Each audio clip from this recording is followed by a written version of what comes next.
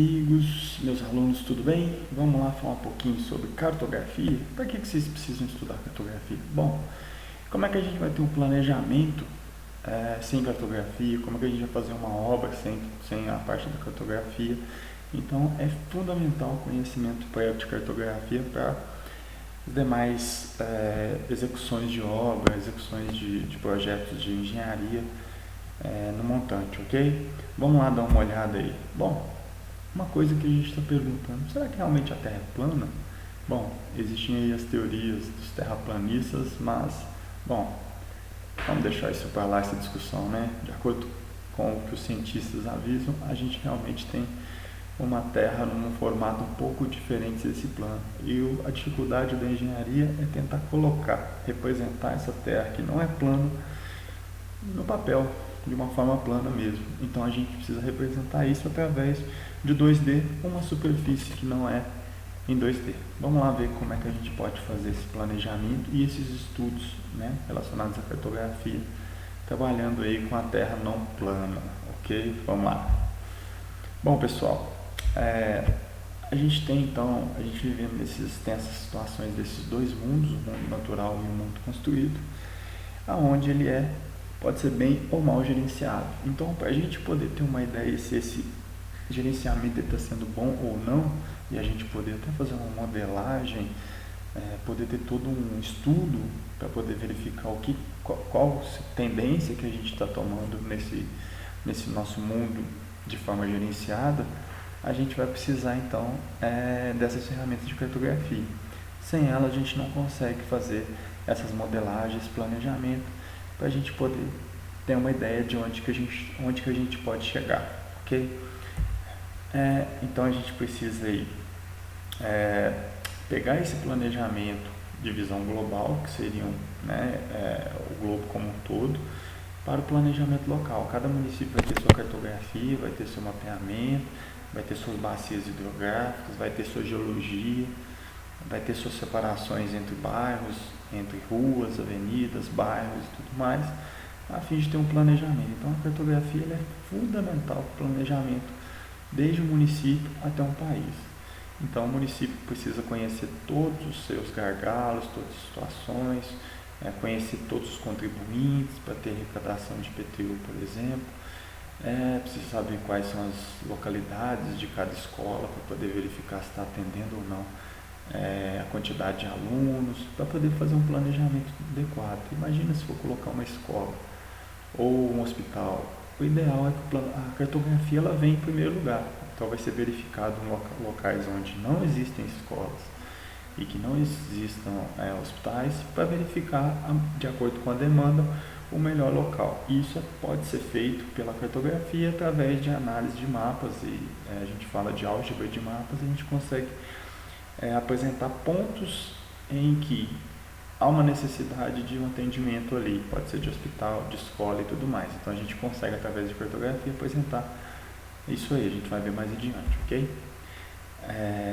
Então na cartografia a gente vai ter essas manchas, esses mapas de manchas, por exemplo, onde ele pode identificar, através de álgebra de mapas, identificar qual que é a minha demanda de um município, para poder fazer novos estudos aí e aonde que eu vou atuar dentro do meu município, ok? Então, como é que a gente representa o mundo atual, tá? No mapa? Se a gente estiver trabalhando com a base cartográfica no computador, ele vai trabalhar com layers, a gente chama de layers. As layers são camadas, então a gente vai ter camada, por exemplo, de bairro, vai ter a camada de lote, vai ter uma camada apenas das ruas, a gente vai ter uma camada de hidrografia e por aí vai. Então a gente separa tudo isso em camadas, e quando for fazer algum estudo, a gente faz essas condicionantes, tá? Tipo, eu preciso colocar uma estrada onde não tenha rio e que não tenha uma construção, tá? Que eu não tenha um gasto muito alto e também eu não tenho problema ambiental. Então a minha álgebra de mapas ela vai poder me facilitar nessa situação, aonde que é o melhor local para poder fazer minha estrada. Por exemplo, também qual que é a melhor topografia. Então eu vou colocando na equação vários pesos para a gente poder verificar aonde que é o melhor local para eu atuar. Um exemplo fácil desse é o que vocês usam todo dia, o Waze. O Waze ele faz essa abstração do mundo real através desses mapas. Então ele vai verificar os locais onde tem as linhas que seriam as avenidas e ruas e vai tentar identificar qual que é o melhor local através de congestionamento, velocidade, para te direcionar para você poder chegar no local que você pretende. Então ele trabalha com uma álgebra de mapas também. A gente chama isso de um sistema de informação geográfica, onde você tem as informações de endereço, várias feições, e essas feições, através de uma matemática, ela vai te dar a melhor rota, melhor caminho, melhores escolhas, tá? Para fazer um planejamento municipal, por exemplo. Então o SIG, pessoal, é um sistema de informação geográfica, tá? A gente tem alguns softwares, um dos mais utilizados ele chama ArcGIS.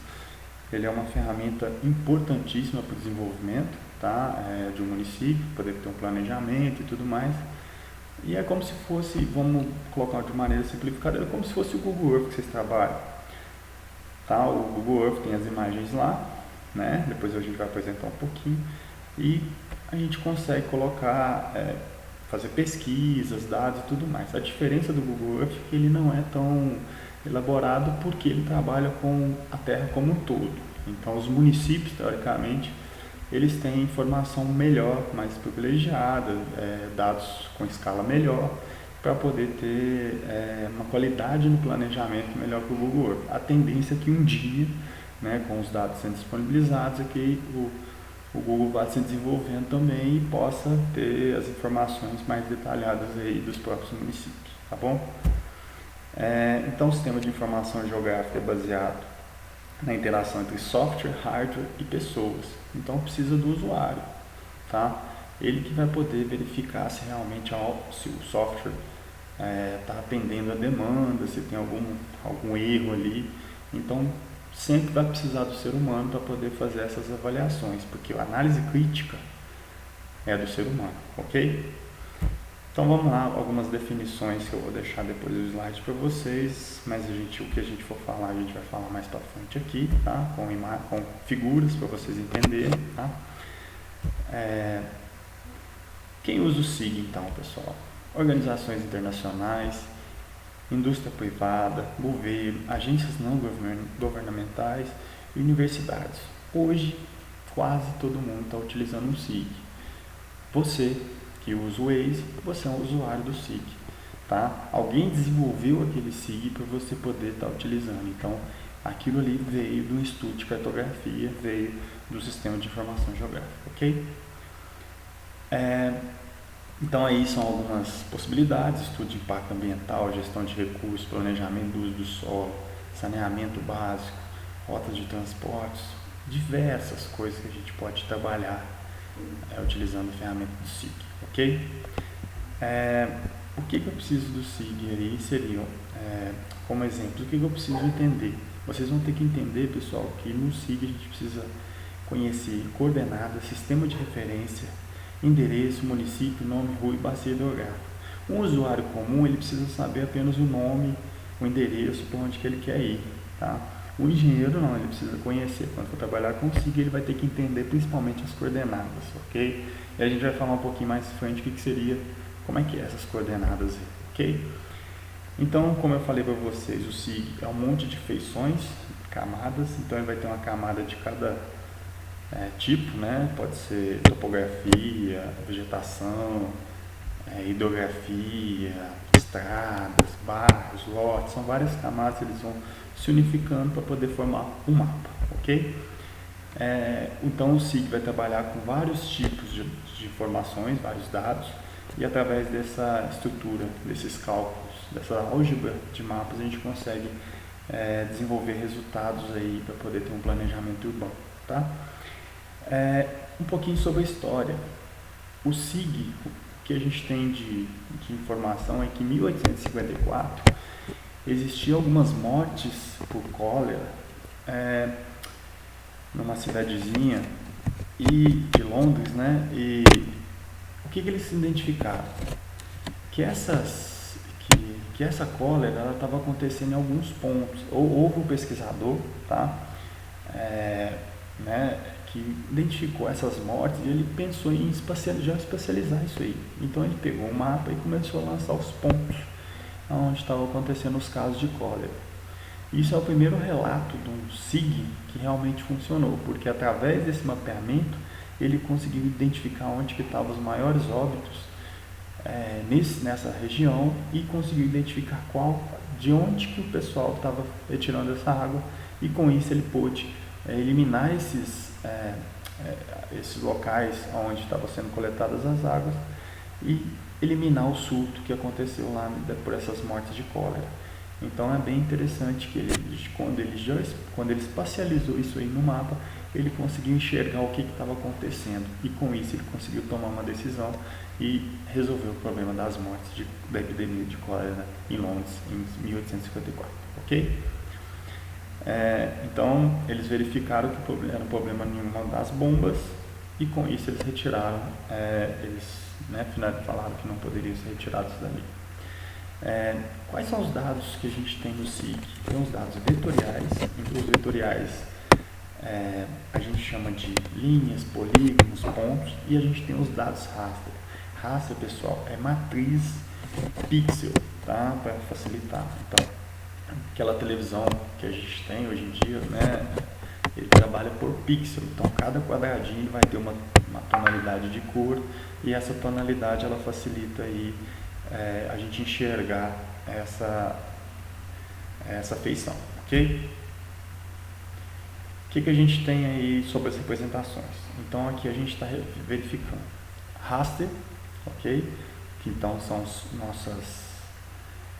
nossos quadradinhos, que a gente chama de pixel. A gente tem um vetor que são linhas, polígonos. Polígonos é um lago, a linha seria o meu rio, tá? Outro polígono seria uma mancha tipo de solo, por exemplo. E a gente tem o mundo real. A gente tem que representar o mundo real, a gente vai representar ou por raster ou por vetor, ok? Então, dessa forma que a gente vai representar o mundo real, utilizando raster, seriam as imagens de satélite, por exemplo, e o nosso vetor seria a vetorização dessas imagens, seria a gente criar as linhas, os pontos, polígonos e tudo mais. Um exemplo disso, polígono. Polígono, por exemplo, numa cidade seria os quarteirões ou os lotes. As linhas seriam as ruas, tá? E os pontos poderiam ser, por exemplo, pontos de ônibus, algumas outras feições aí, só para vocês terem uma ideia, ok?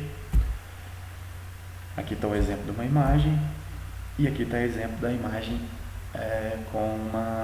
a gente ampliando a escala, a gente está verificando que tem os quadriculados. Então a imagem de satélite ela é dessa forma. Se você for lá no Google e der zoom, você vai verificar exatamente isso, ok? Aqui estão os exemplos de resolução, tá? De pixel. Então depende, quanto mais pixel tiver, menor for o tamanho do meu pixel, melhor vai ser a minha informação. Eu vou conseguir representar esse cara aqui de uma forma melhor. Olha só, quando eu tenho essa quantidade de pixel, eu consigo detalhar isso aqui muito melhor do que quando eu tenho apenas essa quantidade aqui, 4x4, ok? Então depende do detalhamento. Aqui é um outro exemplo, tá? Questão de escala também, que a gente vai mexendo. Só que é o seguinte, não dá para trabalhar com o SIG se eu não souber coisas básicas, escala, projeção. O que é projeção? Princípio cartográfico. O que é isso? A gente vai ver um pouquinho, porque não dá para ficar sem, tá bom? E pra gente, como é que a gente faz para capturar e ter esses dados, essas informações utilizando o SIG? Bom, de onde que vem isso aí? Vamos lá verificar de onde que vem essas informações. Essas bases de dados, elas podem ser de órgãos públicos, governamentais, empresas e tudo mais, igual o IBGE, ele possui, né, mapeamento sistemático do Brasil como um todo, numa escala de 1 para 50 mil, né, na melhor dos casos. A gente tem outras informações de outros vários, né, órgãos governamentais, mas a gente também pode ter os nossos próprios dados. Como é que a gente faz para fazer esses próprios levantamentos? A gente pode fazer o levantamento topográfico, por exemplo. Tá vendo esse equipamento amarelo aqui? Ele serve para medir ângulos e distâncias. Com esses ângulos e distâncias a gente consegue ter a coordenada x e y dos pontos, x, y e z, tá bom? Então, se vocês passarem na rua e verem alguém fazendo levantamento com esse equipamento, ele não está tirando foto das criancinhas, ok? Ele vai estar fazendo levantamento topográfico, coletando pontos x, y, z, ele descarrega o equipamento, você vai ter os pontos X, Y, Z, e com isso ele vai fazer a ligação, vai fazer o acabamento do levantamento, representando as curvas de nível, ligação dos pontos, ruas, estradas e tudo mais. Então, esse equipamento a gente utiliza bastante, que é a estação total, para fazer um levantamento planimétrico, ok?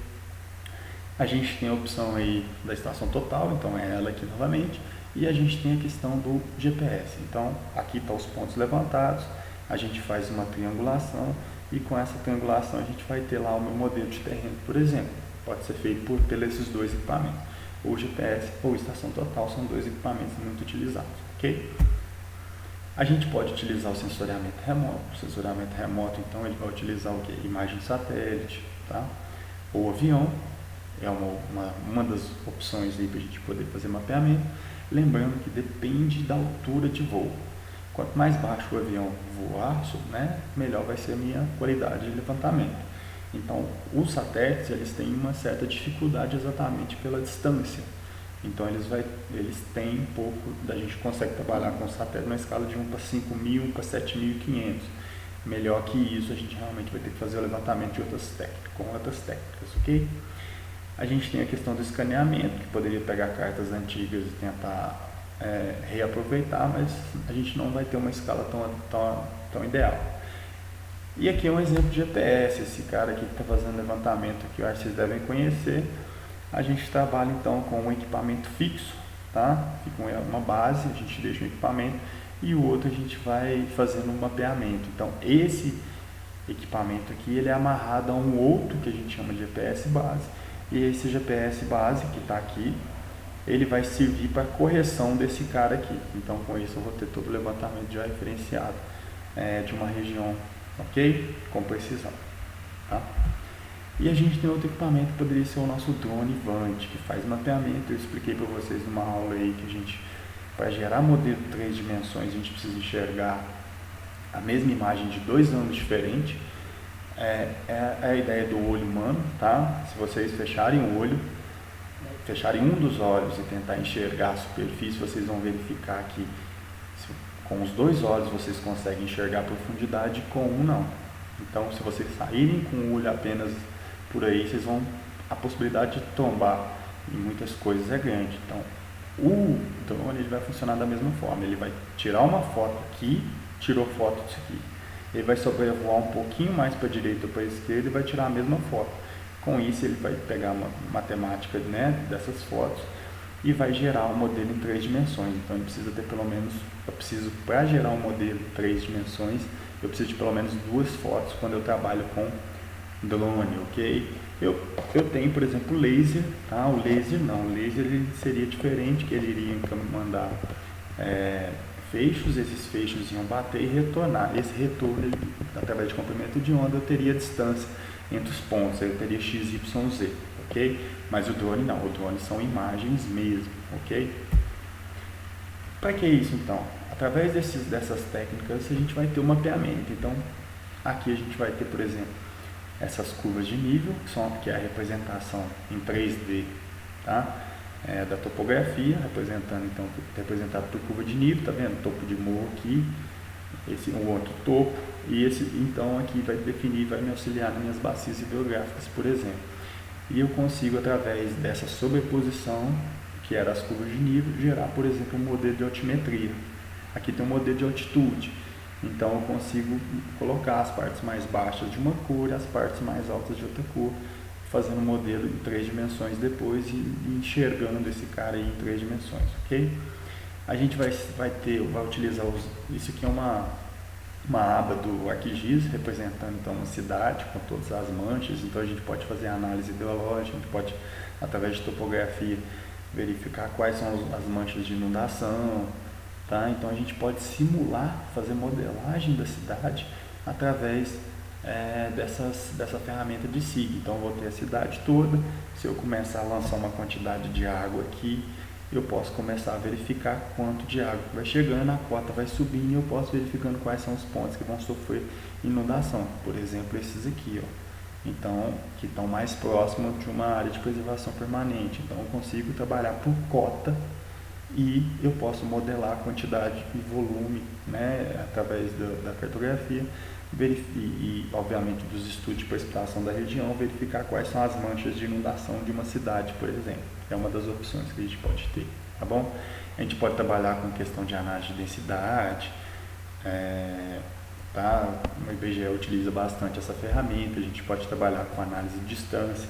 Então, aqui um exemplo, né, de eu quero sair daqui e chegar nesse ponto aqui, qual seria a minha melhor distância, levando em consideração outras situações, que seriam topografia, vegetação. Eu posso ir jogando informações para ele poder verificar qual que é o melhor caminho para chegar naquele local, ok? Um exemplo da rota de ônibus, que é coisas que você já estão acostumados dia a dia aí, com o próprio Waze, para ele poder fazer um estudo, verificar qual que é o melhor caminho para poder atender o maior número de pessoas, por exemplo, tá bom?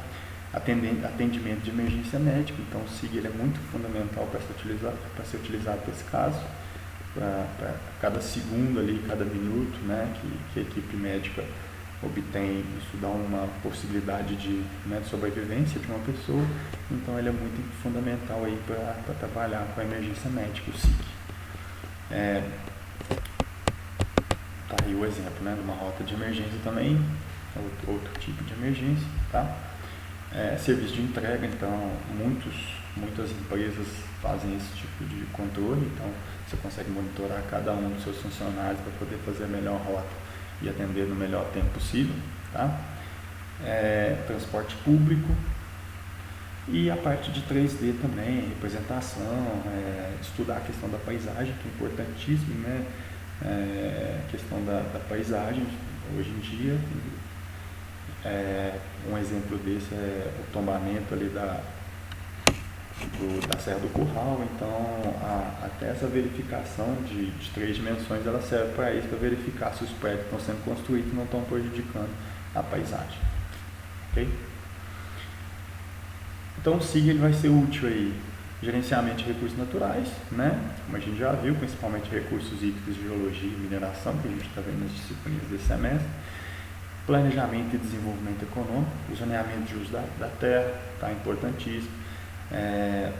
Análise de mercado, avaliação de imóveis, transportes, entre outros, ok? Mineração 3D, tá aí um exemplo. Mancha de óleo e contaminação. Então, quando a gente teve aquele problema de mancha de óleo, o SIG, através da imagem satélite, através do SIG, que pôde verificar para onde que as manchas estavam indo, para poder ter um controle disso aí, ok? Então, é isso. O SIG ele precisa da tomada de decisão. Esse mundo real ele precisa desses dados. Esses dados precisam ser gerenciados, precisa de uma análise e até chegar a vocês. Então, os usuários estão aqui. Para chegar aqui, pessoal, passou por todo esse processo. Então, não é tão simples igual parece. Apenas não é apertar botão. Sim, tentar desenvolver para que isso funcione bem, tá bom? Mas e aí? Vi o que funciona o SIG, mas se eu souber geodésia, se eu souber cartografia, para o engenheiro não vai resolver. Geodésia, então, pessoal, é a ciência da determinação da forma e dimensões e campo gravitacional da Terra. Então, eu quero saber, a geodésia, como é que é a Terra, tá? E o IBGE, que é o responsável aí no Brasil, por gerenciar essa cartografia, tá? A gente precisa então representar essa Terra. A gente tem um sistema geodésico de referência, no nosso caso aqui vai ser o CIGRAS 2000, que é o modelo que o Brasil utiliza. Eu vou falar daqui a pouco, tá bom? A representação da Terra, então, eu tenho a Terra dessa forma, eu tento jogar ela por uma situação dessa. Na verdade, ela é um geóide, que a gente chama, que é uma superfície física, ok? Essa superfície física ela é totalmente irregular, tá? E ela é difícil de modelar. Como é que eu represento a Terra dessa forma? Então, para facilitar, eu pego esse geóide, eu jogo numa superfície esférica mais próxima desse geóide para trabalhar, por exemplo, com latitude e longitude. Bom, a gente tem alguns modelos de Terra. Então, as ferramentas de computador e tudo mais, a tecnologia foi melhorando meu modelo de Terra. Hoje a gente tem um modelo de Terra que é desse WGS84, que ele já traz a Terra de forma mais aproximada, tá? Longitude e latitude, pessoal. Se eu não souber o que é isso, eu não vou conseguir, por exemplo, preencher um sistema de outorga, ou conseguir fazer um licenciamento ambiental, Até mesmo hoje a nossa CREA, a RT, ele tem a opção lá de colocar latitude e longitude. O que seria então latitude e longitude? A latitude e longitude, pessoal, eu preciso de ter um X e um Y representando a minha Terra de origem. Então eu defini que o meu equador vai ser a minha referência, tá? Uma das referências, quando eu para cima vai ser, tudo que tiver acima do equador vai ser positivo e tudo que for abaixo do equador vai ser negativo, quando eu estiver falando em latitude, tá bom? E o meu Greenwich, tá? Que é o meridiano, ele vai ser a minha outra referência em longitude, tudo que for pro lado de cá, tá? Que for a oeste vai ser negativo e tudo que for a leste vai ser positivo. Então, com isso eu vou ter minhas coordenadas geográficas. Eu dividi a Terra aí, nessas fatias, aqui e aqui, e com isso eu vou ter os ângulos, graus, minutos e segundos aí de latitude e longitude, além dos sinais. Então, não posso apenas colocar os graus, minutos, segundos de latitude, graus, minutos, segundos de longitude. Eu vou ter 4 em cada. Se eu não informar quais são os sinais, eu tenho coordenada aqui, coordenada de cá e coordenada de cá. Então, os sinais eles são importantíssimos, tá? Vocês vão ver lá no Google Earth, quando vocês forem abrir, vão verificar lá que lá tem um sinal, ou tem um Wzinho, ou tem um Szinho, mostrando que eu estou na oeste, eu estou a sul, e qual que é a minha coordenada, em grau, minuto, segundo, ok? Então aqui, essa aqui que é a minha representação, então a Terra foi dividida assim, e com isso eu consigo ter minha coordenada latitude e longitude. Para cá, o Brasil fica na parte mais, então o Brasil aqui, pessoal, a gente vai ter uma coordenada latitude e longitude sempre negativa, ok? Porque a gente está abaixo do equador e a gente está a oeste de Greenwich. Então a coordenada, quando a gente trabalha no Brasil, ele vai ser menos e menos, tá bom? Então lembre-se disso exatamente, na hora de preencher informação de latitude e longitude, vocês vão ter que colocar menos e menos, ou colocar o S de sul e o W de oeste, tá bom? Aí eu tenho os tipos de projeção, então eu tenho que pegar essa Terra e colocar num plano aí, e com isso eu vou ter deformação, tá? Não tem como, eu vou ter que pegar essa Terra esférica e colocá-la num plano, no papel, eu vou ter que deformar alguma coisa. E a gente tem a coordenada UTM, que é a básica, é a melhor, que a gente utiliza. Então a Terra foi dividida em 60, eu peguei como se fosse um gomo de laranja, os 60 virou 60 gomos, tá? A Terra virou 60 pedacinhos, e cada pedacinho desse vai ter uma representação igual a essa aqui que eu estou mostrando para vocês, tá? Então eu vou ter um desenho desse em cada um dos fusos, que são 60 meridianos. Então tem que tomar cuidado na hora que estiver levantando, porque o Brasil tem vários meridianos, vários fusos. Então se eu não definir qual fuso que eu estou trabalhando, eu posso estar errando. Por exemplo, eu vou ter a mesma coordenada aqui em Brasília também, entendeu? Exatamente por causa de separação. Aqui está mostrando os fusos, por exemplo, pessoal. Então, BH, ele está no fuso 23. Então, a gente descer aqui, ó, ele está aqui, ó, nós estamos por aqui, fuso 23. Mas lá para o lado do centro-oeste, a gente já tem o fuso 22. E lá perto ali do Rio de Janeiro, Espírito Santo, a gente já tem o fuso 20.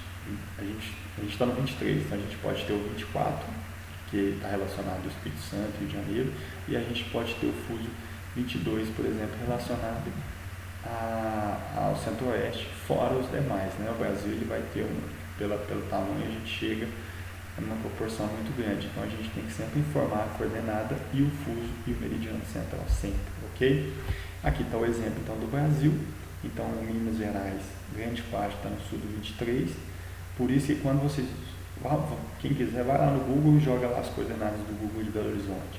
Vocês vão ver que aqui vai estar próximo de 45 graus, tá? Fuso 23, então a gente vai estar próximo de 45 graus, e a gente vai ter entre 16 e 20 o graus aqui da questão sul, ok? A coordenada UTM, então, ela faz esse recorte. Então, a gente tem um recorte aqui, outro aqui, outro aqui.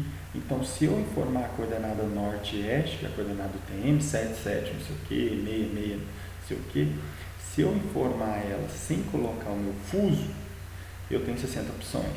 Tá vendo? Eu posso estar aqui, eu posso estar aqui, posso estar aqui, posso estar aqui. A mesma coordenada ela se repete 60 vezes. Então, sempre façam fuso e meridiano central quando tiver que trabalhar com coordenada UTM norte e oeste, ok? Depois eu vou fazer uma aula com o Google Earth mostrando para vocês essas coordenadas para ficar mais fácil, tá bom?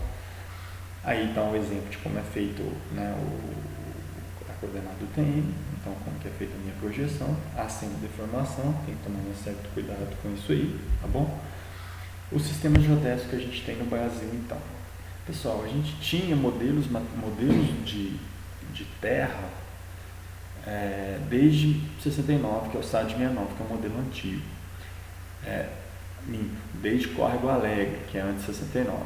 Então, o Córrego Alegre é um modelo aí que a gente tem da terra, que ele ficou defasado, tá?